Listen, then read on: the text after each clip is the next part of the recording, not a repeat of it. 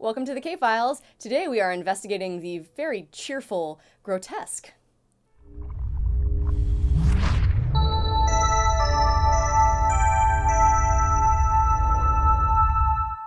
Welcome back to the Lush Basement Office. I'm Katie. And I'm Kryzzalia, and we're coming at you from HollywoodRedux.com. Yeah, we're talking about Grotesque on the K-Files today.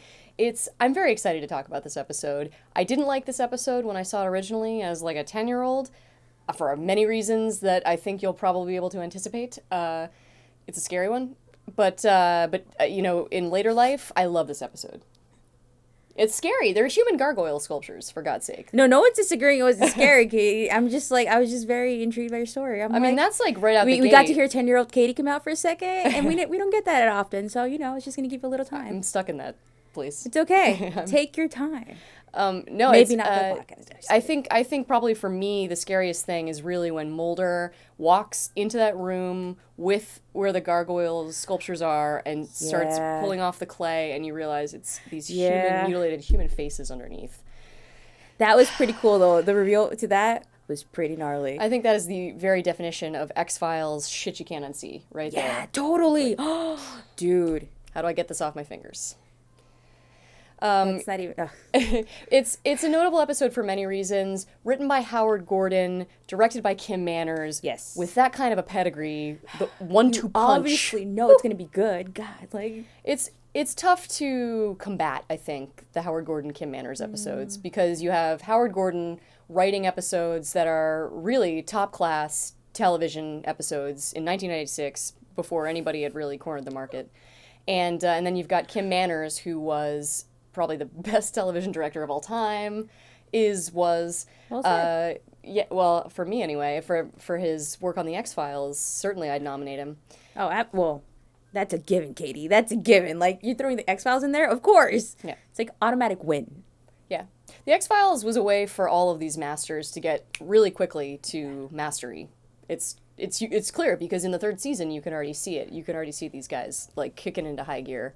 That's true. That's actually true. I think Kim Manners said this episode, Grotesque, was his favorite of the third season. That not just that he directed, but his favorite overall. Yeah, Kim Manners' top favorite, and he loved Duchovny's acting. He lauded Duchovny's acting. He thought it was one of Duchovny's finest. And I think it really is too. I think the way that he shows the madness, he gives you that window into madness. This just gave me an idea. We should totally have a podcast, or an episode at least, where we just give Duchovny the best acting awards. We'll categorize him, just look at that. Katie just lost her mind, you guys. Oh my God. I just went to this visual place where it's like Enya's playing and it's just like sunshine and there's this sidewalk. But that actually would be cool though, because you just brought up a very good point about his acting, and it actually did improve in this episode. Well, look, I mean, you impressed Kim Manners.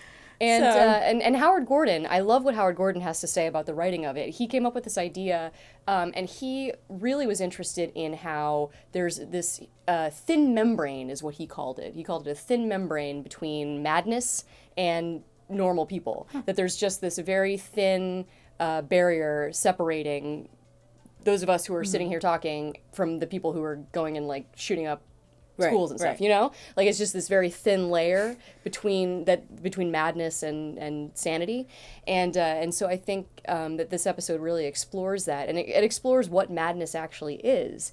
Really is like a fun meditation, lighthearted, a romp through these corpse sculptures on the way to understanding one of my favorite X-Files truths, which is this thing that Mulder says at the very end. His faith is his character, which means that who you believe you are is who you are.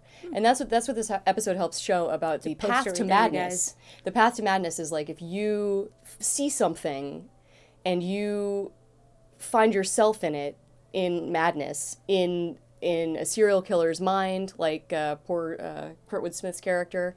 Oh, Red Foreman, we'll get to you. If you're looking and you catch madness in the mirror, that is unfortunately like you see it in yourself and you believe it in yourself, and then that is what happens to you, and then suddenly you are the killer that you hunted for 3 years.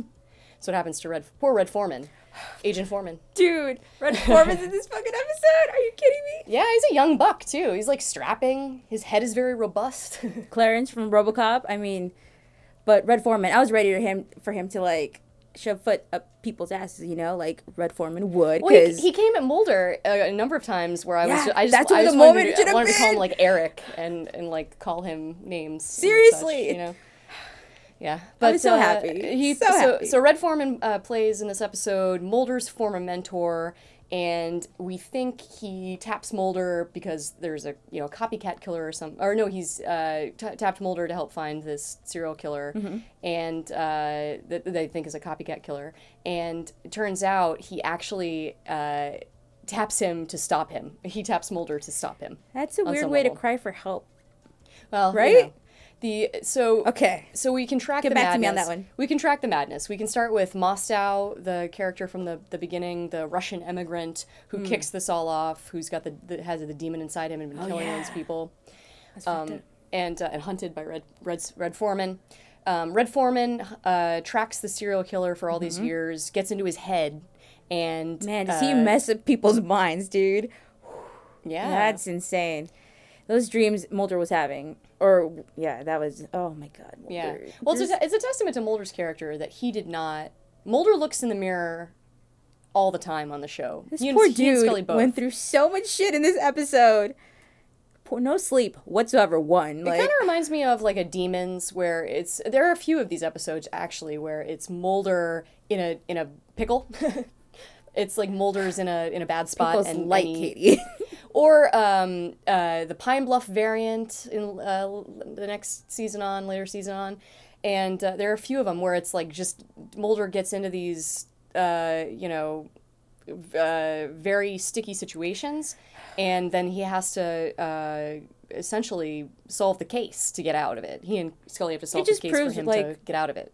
It just proves what a good detective Mulder really is, actually. Yeah. Oh, absolutely. I mean, really does. That's the point of everything here is that that not only is Mulder such a good profiler, but he has, he's proven like a pure of spirit, not necessarily pure of spirit, but at least enough to where he manages to withstand attacks to his sanity in the way that Red Foreman couldn't manage to do. I don't know how he hasn't lost it yet.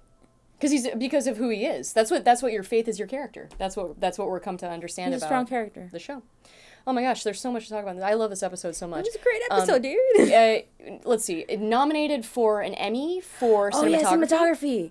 That was good. Well worth it. Early cinematographer Gary Allen did a really nice job in this episode. Was very proud. Well done, dude. People were really proud of this episode that worked on it. They were really proud of the work that they did on it.